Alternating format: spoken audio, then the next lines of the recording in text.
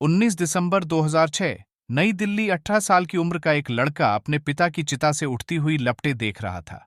आज ही उसे नींद से उठाकर घर वालों ने बताया था कि उसके पिता नहीं रहे। आज ही वो अपनी टीम को रणजी के एक मैच में हारने से बचाकर आया था।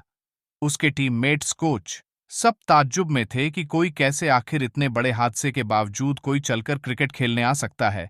विकेट पर दौड़ लगाना तो दूर की बात है। लड़का अपने आप में खोया हुआ था। सुबह जब से उसे खबर लगी थी, तब से अब तक का वक्त उसने मैच है, खेलने जाना है के शोर में गुजार दिया था। पर अब जब उसके पास करने को कुछ नहीं था, अब जब उसकी टीम मुश्किल से निकल गई थी, अब जब कोई मैच नहीं था, तब उसे धीरे धीरे होश आ रहा था कि पिछले 15-20 घंटे के दौरान उसकी जिंदगी में कितना कुछ बन चुका था, बिगड़ चुका था, बिखर चुका था। उसके पापा का ड्रीम नहीं, विजन था कि मेरा बेटा हाईएस्ट लेवल की क्रिकेट खेलेगा। इसी यकीन की वजह से उन्होंने तब रिश्वत देने से मना कर दिया था जब उनके बेटे की सिलेक्शन अंडर 14 में होने वाली थी। तब भी उन्होंने यही कहा था कि मुझे अपने बेटे को आगे बढ़ाने के लिए किसी तौर तरीके की जरूरत नहीं है। उसके अंदर इतनी काबिलियत है कि वो मेरिट से लड़कर एक दिन अपनी जगह टीम में बनाएगा। लड़का अब धीरे धीरे अपने होश में लौट रहा था। अब तक उसने अपने घर वालों से कोई बात नहीं की थी इस हादसे को लेकर। उसने बगल में देखा, कुछ दूर पर उसका बड़ा भाई खड़ा था। वो अपने बड़े भाई के पास पहुंचा और उनसे कहना शुरू किया, अब मैं बस क्रिकेट ही खेलूंगा। मैं अपने देश की टीम का हिस्सा बनूंगा। मैं इस खेल के सबसे उच्चतम स्तर तक जाऊंगा। इस खेल की आखिरी हद को तोड़कर नई हदें बनाऊंगा।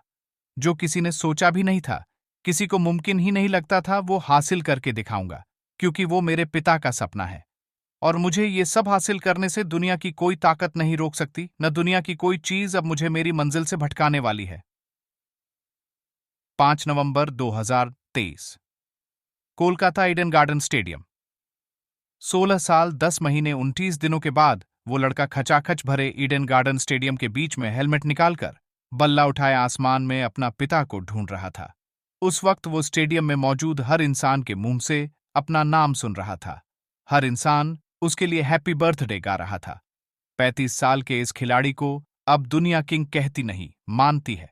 उसके खेले हर शॉट पर कसीदे लिखे, पढ़े और सुने जाते हैं।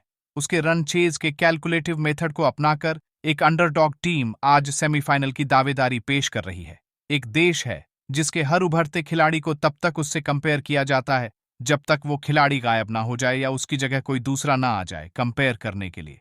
जिस खिलाड़ी को आइडल मानकर ये लड़का बड़ा हुआ था, जिसे भगवान कहा जाता था, आज उस भगवान की बराबरी में ये पूरी शान और शौकत से खड़ा है। एक ग्रुप है कमेंट्रेटर लोगों का जो इसे खेलता देखकर कवि बन जाते हैं। एक दुनिया है बेशुमार फैंस की जो भाषा उम्र सरहदों के पार बसती है।